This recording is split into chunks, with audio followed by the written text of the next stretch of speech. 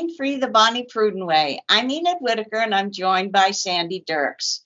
Bonnie Pruden was a pioneer in the field of physical fitness and body work, specifically Bonnie Pruden myotherapy, which is a way to get rid of muscle-related pain, such as headaches and back pain.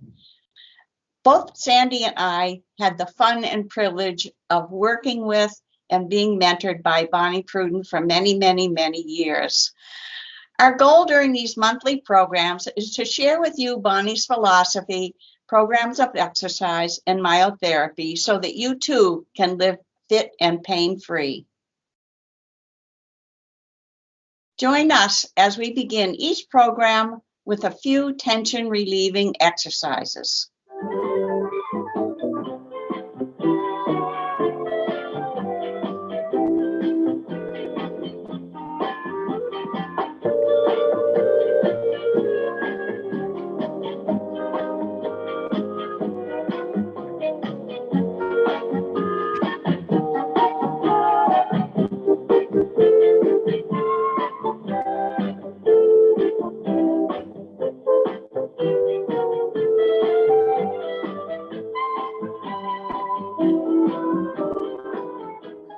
In our first program, Enid and I introduced you to Bonnie Pruden, a pioneer in physical fitness and Bonnie Pruden myotherapy. This program will focus on the Kraus-Weber test. Enid? Thank you, Sandy. Yes, we referenced Bonnie Pruden and the Kraus-Weber test in the first episode, and we told you how she came across it and how she tested children in America and in Europe and found that American children were the weakest in the world compared to their counterparts, and how her research and publications led to her invitation to the White House by President Eisenhower in July of 1955. So in this episode, we're going to do a little bit of how the Kraus-Weber came about, the importance of the Kraus-Weber, and how you can use it to determine where to start in your fitness program. So in 1940, Dr. Hans Kraus and Dr. Sonia Weber were at the posture clinic at Columbia Presbyterian Hospital in New York. And I know posture is kind of a dull word, but when you take into consideration the different postures that we hold, especially today with the round shoulders and so forth, posture really is an important part of our knowing about. What happened was that they started to notice that parents were bringing in their children with round shoulders and forward heads and one shoulder up and abdominals that stuck out. And when they tested these children, they couldn't find anything wrong with them for the most part. 80% of them did not have any kind of pathology or any kind of spinal problems at all. And so being trained in Austria, they had a better understanding of muscles. And so they thought, well, if this isn't pathology, maybe it's a muscle problem. So they did three things. They devised a test, the Kraus-Weber test, to test what they called the key posture muscles. And those are the abdominals, which you all know where they are, the psoas, the upper back, the lower back, and the back and hamstring flexibility. So they devised those tests, and then they defined that, and I'm going to read it just so I get it right and you have it right. They defined the fitness of these muscles as, quote, minimum amount of strength and flexibility needed to support and move the body properly in everyday activities. And then the third thing they did was to devise some therapeutic corrective exercises to correct the problems. Because if you give a test and somebody fails it, then you need to give them something to correct the problems so that it doesn't happen again. So those are the three things that they did. And so, so those are the three things that they did. And again, this is a minimum muscular fitness test, correct? Right. This is something, for the maximum, I'm really fit. This is so that you can get through everyday life without hurting. Is that basically what it is? Without hurting, and with energy at the end of the day to do whatever you like to do. And everybody should be able to pass this test if they're healthy. You can start testing babies at 6 months old up through anybody that's still breathing. So everybody should be able to pass a test because it's a minimum test, and it tests your own strength and flexibility, not somebody else's, not compared to anybody else's. Does it matter how tall you are or short you are or how heavy you are? It's a self-correlating test, and it's measuring your own capacity to lift your own body weight and carry it around. So that makes So the pictures that we're going to be showing you are of Bonnie in the 50s at her Institute of Things, and she's testing a young girl. So the first test is what is called abdominals plus. Abdominals plus is out on the table. Your hands are behind your neck. Someone is holding down your feet, and you sit up just once, and then you roll back down. The second test is abdominals minus. In abdominals minus, you lie on the table, your hands behind your neck, and your knees bent. Somebody holds your feet down, and you do one sit up and roll back down. The third test is a psoas test. And the psoas is that muscle that runs from the anterior portion of your spine through your hip and attaches to the top of your leg. And it's developed by running, hopping, skipping, and jumping. So with this test, you lie on your back and you lift your legs about 8 inches off the floor and hold it for 10 seconds and go down. The fourth test is you turn over on your tummy, and you can put a pillow under the hip. You don't have to, but you can. And this helps a little bit to isolate that area. And in that fourth test, you put your hands behind your neck. This is for the upper back. Put your hands behind your neck.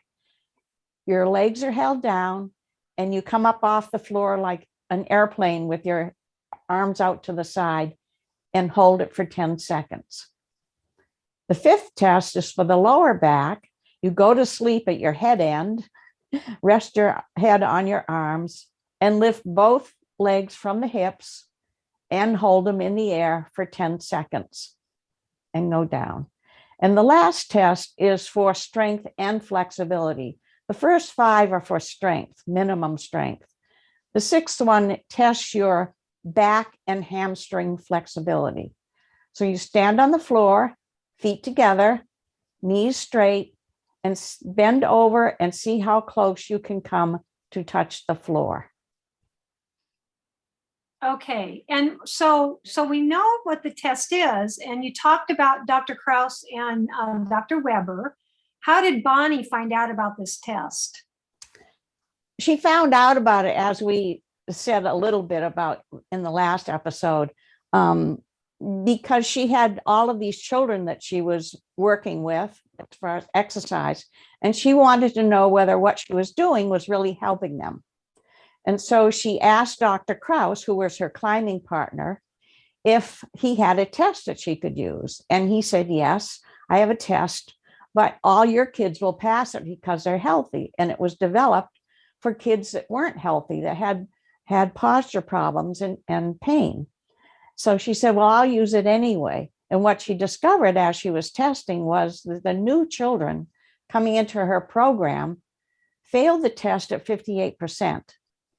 And the children that had been with her for weeks only failed at 7%. And that's when the light bulb went on and said, if my test results are correct, then America is in trouble.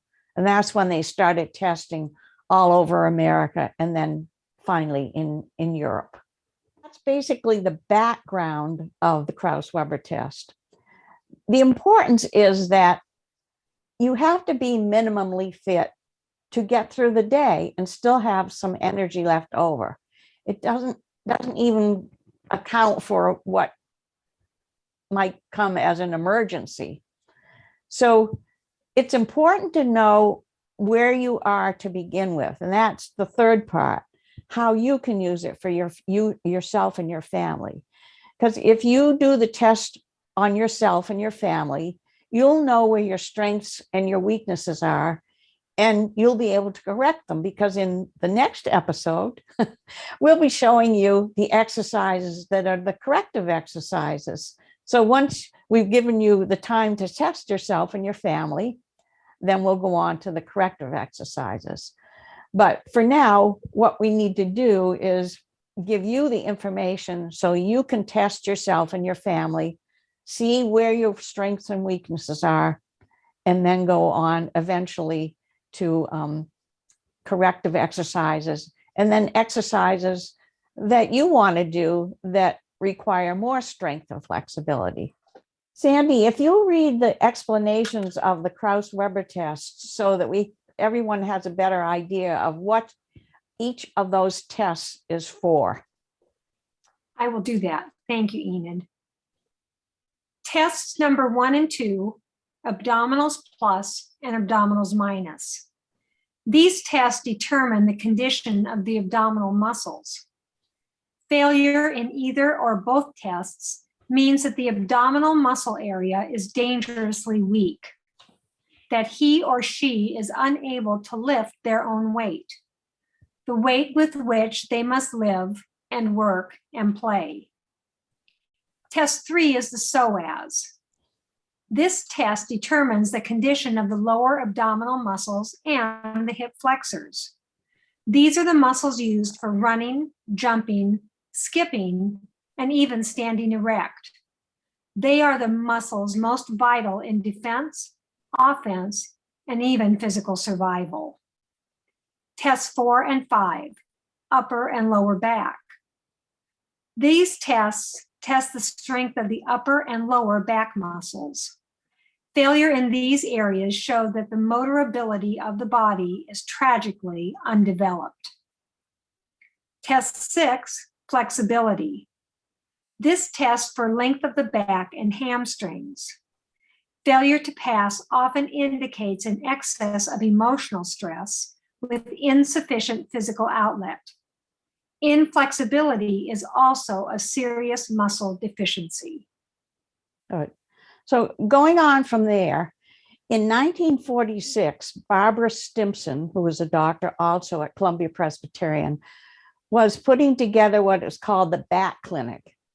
And she recruited her friends, Dr. Kraus and Weber, to come over and join her to be a part of that clinic. After World War II, what they noticed was that people were coming in with low back pain. And when they tested them again to see if there was anything wrong, again, 80 to 85% of them did not have any spinal problems or any kind of pathology at all. So what they did was they used the Kraus-Weber test and the correctives on the people with the back pain. And when they did the corrective exercises, they no longer had the back pain. So what they found was that, and this is important for you right now, is that when you can't do one bent knee sit up with your hands behind your neck, as shown in the pictures, you have 50% chance of having low back pain. If you can't touch the floor with your feet together, knees straight, and bending over and touch the floor, you have 50% chance of getting low back pain.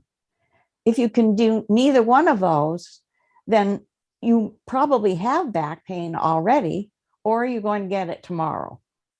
So those two tests are the most important. But the thing is that it would be so easy to correct.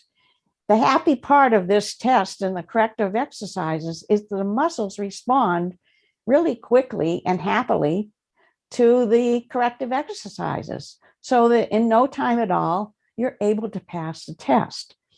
And who needs backache these days? It's ruining our economy in one way. If everybody could do one sit-up and everybody could touch the floor, think of how many people would not have backache. I believe it's 80% to 85% of all the people in this country have low back pain at one time or another. So just fixing those two problems would mean people didn't need time out from work. They wouldn't be in pain and suffering, and their family suffering. And it would mean a lot to the country to have a more fit and pain-free nation. Who wants to have pain during their lifetime? Enid, in Bonnie Pruden myotherapy, we use the Kraus-Weber test as well for our patients who come in with pain. Can you tell me why do we do that when it's basically a minimum muscular fitness test? And I don't know what it has to do with trigger points. Well, people coming in with pain have usually weak muscles somewhere. So this minimum test helps us to determine where their weaknesses are, where their strengths are, and how to put their treatment plan together. Okay, thank you. What is our exercise of the month? The hip wag. And if you're a young mother with a baby, you know your hip wag because you put the baby on one hip and then you put the baby on the other hip. But make sure you do both hips. You wag just like a dog would do. And it's important in that it helps to keep your lower back strong and flexible. When you're doing it, if you hold your abdominals in at the same time as you wag your hip. And also it's important to be able to separate the top half of your body from the lower half, especially if you're going to play any kind of sports, or if you need to get out of the way quickly of something. So the hip wag can be done when you're standing in line or waiting for any kind of thing that might be going on. So join me with the hip wag.